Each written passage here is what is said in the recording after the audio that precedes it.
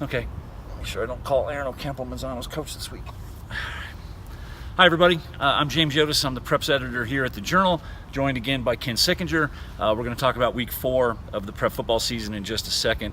A couple of things I wanted to get to first this week. Number one, Ken, 2 teams snapped long losing streaks this last week. Rio Grande snapped a 39-game losing streak. They beat Valencia.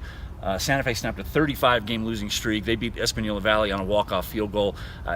You and I both know how this is. We didn't want to see them approach a state record, so I think we both can appreciate how purging these wins were for these programs. Yeah, and it's poetic justice that they both won on the same week, because I'm one of the people that for the last few years has been saying they should play each other just so one of them would get a win, but they didn't have to. They won on the same week, and good for them. Yeah, Rio Grande actually this week, they play West Mesa on Saturday, going for their first 2-game winning streak for the first time since 2009. They play West Mesa on Saturday afternoon.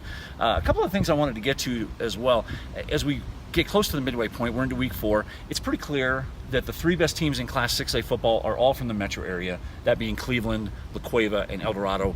And you can put them in any order I think you want, and probably come out feeling pretty safe. Give me your thoughts about this as well. Well, I agree that those are the best teams I have seen. I think the only other 2 that can really make a case at this point are Centennial and Carlsbad. I haven't had a chance to see either of them yet. Centennial's played well. Carlsbad would probably be 3-0 had it not been for a game getting canceled at halftime. But other than that, yeah, I agree with you. Those 3 have certainly shown well. Yeah, and we should mention Lance Frost, Centennial's quarterback, who's playing very, very well. He's playing at a very high level, and he's not getting a lot of run right now, and he should. He's a kid that's got some good weapons. He's got 2 alpha receivers on that team, Darren Rodriguez and Aiden Trujillo. They've got a decent running game. He's a guy, if he continues to play at this level, they're going to be the favorites in that district. Absolutely, yeah. I think the other Las Cruces schools have look like they're down a little bit this year, but Centennial not so much. Right. And one other thing we should mention from week 3 is the performance of Dorian Lewis from Cleveland, the running back who ran for 384 yards and 5 touchdowns in that win, 42-28 over El Dorado last week. You joined me for the game. That kid was awfully impressive. Extremely impressive, yeah. And it's not like El Dorado didn't know he was coming. They just could not stop him. Right. So as we look ahead to weekend 4 of the prep football season, we have a pretty decent game on Thursday night. 2 3-0 teams up at Wilson Stadium, Cibola and La Cueva. Cibola's beaten up on a couple of teams that are not very good this year, so this is going to be a big step up in class, and that La Cueva defense is playing great. Only 3 points allowed in the last 2 games.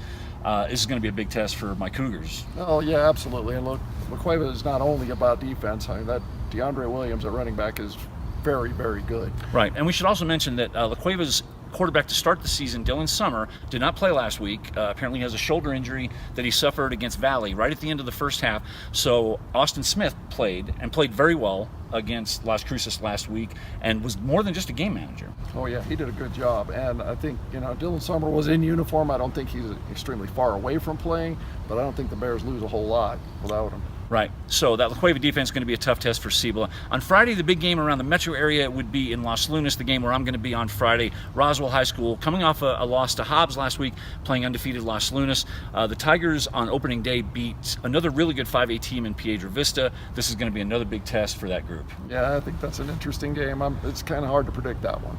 Yeah, Los Lunas' offense was held in check by Sandia a little bit the other night. Sandia lost the game 26-10. Sandia playing a little bit under the radar. They are my upset pick this week as I take them to beat Centennial on the road.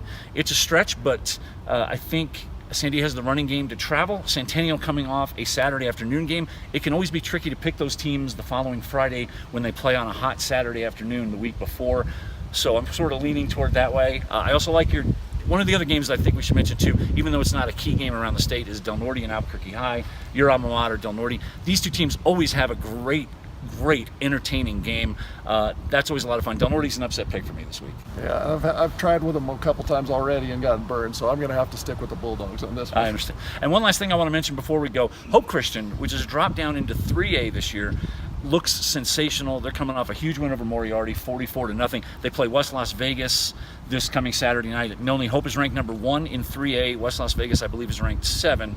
This Hope team is seriously legit. This is a team that can make a lot of noise in the playoffs. This team could easily run the table in the regular season as we get ready for the playoffs. This is going to be a tough group in the playoffs. Absolutely. I think they look like maybe the class of the field right now in that class. Right.